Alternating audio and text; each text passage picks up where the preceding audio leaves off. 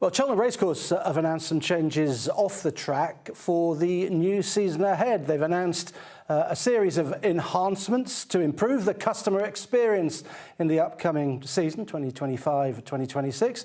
And Guy Lavender, who joined the Jockey Club last January, joins me. He's the Chief Executive Officer at Cheltenham Racecourse. Guy, thank you for joining us. This is an exciting announcement, isn't it?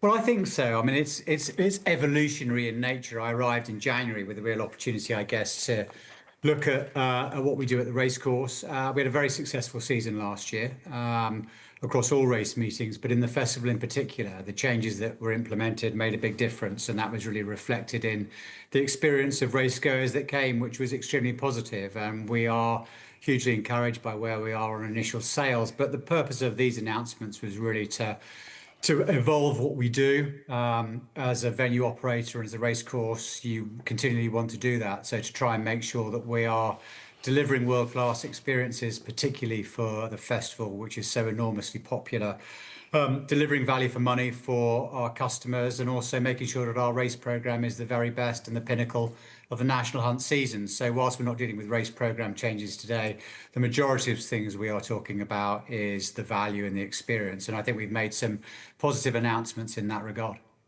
Yeah, you received positive feedback, didn't you, from last season? And presumably you canvassed a lot of opinion before making these changes. Yeah, we did. I mean, I think I came from cricket. I was a chief exec at Lord's Cricket Ground in London. So you bring your own lens and experiences. And I think we need to be forensic and obsessional about delivering value and experience for our customers. So we had a lot of really good feedback this year. Experiences for the festival were really positive. But inevitably, you talk to racegoers, to owners, to trainers, to those that are long-term, lifelong fans of Cheltenham. And I think there were a number of things that I thought that we could improve upon. So that's the substance, I guess, of these changes, not effectively trying to address a crisis, but trying to say this is an incredible racecourse, loved by many, and we should always continually challenge ourselves to do things that make it better each and every year. In making the changes, what did you see was the most important thing for racegoers?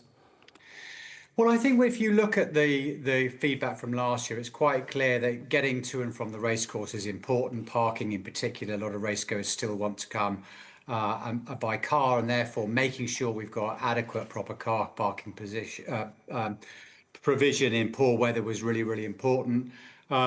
There's certainly something around value.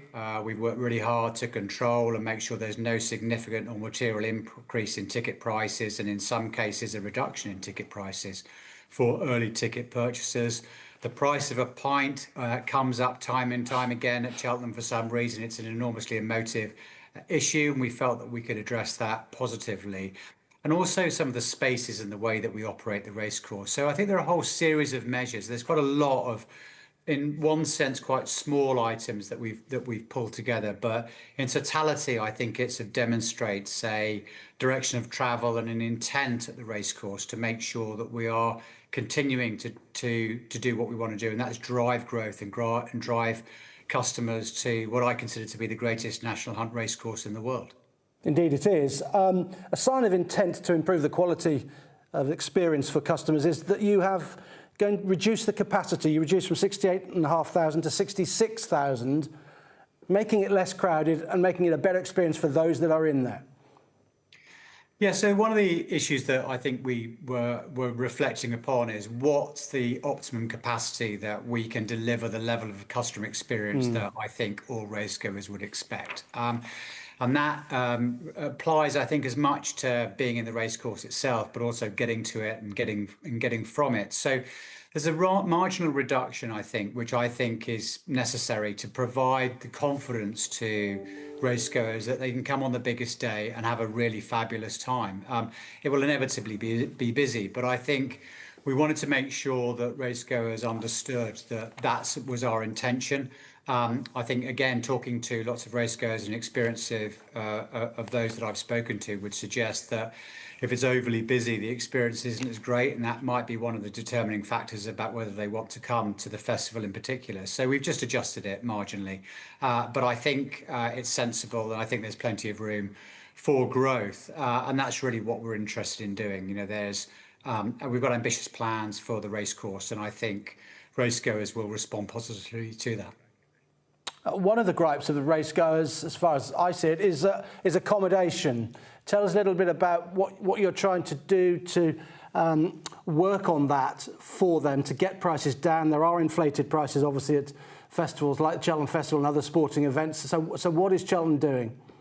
Well, we set up Room to Race last year, which is effectively a sort of initiative to try and address this issue directly by providing our own website through Venator to pull together packages and try and provide a first sort of one-stop first point of call for racegoers that want to find accommodation options.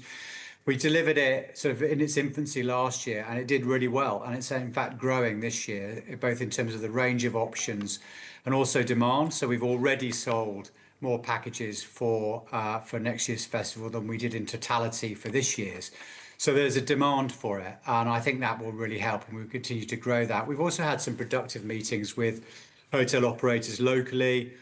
Inevitably, it's not something that we have direct control over. Some are understanding of the necessity and the desire to provide more affordable accommodation options.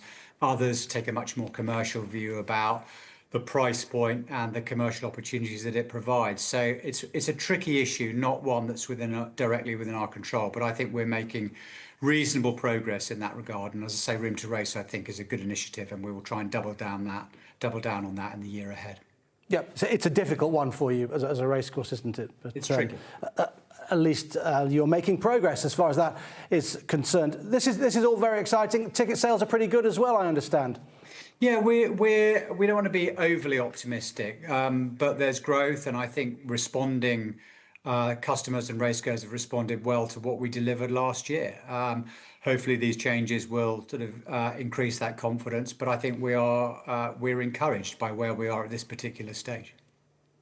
It's all very interesting and very exciting. Guy, thank you very much indeed for joining us, and good luck with it all. Thank you very much.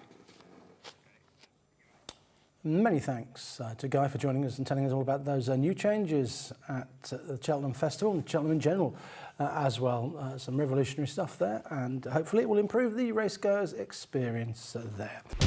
Watch live racing now on racingtv.com.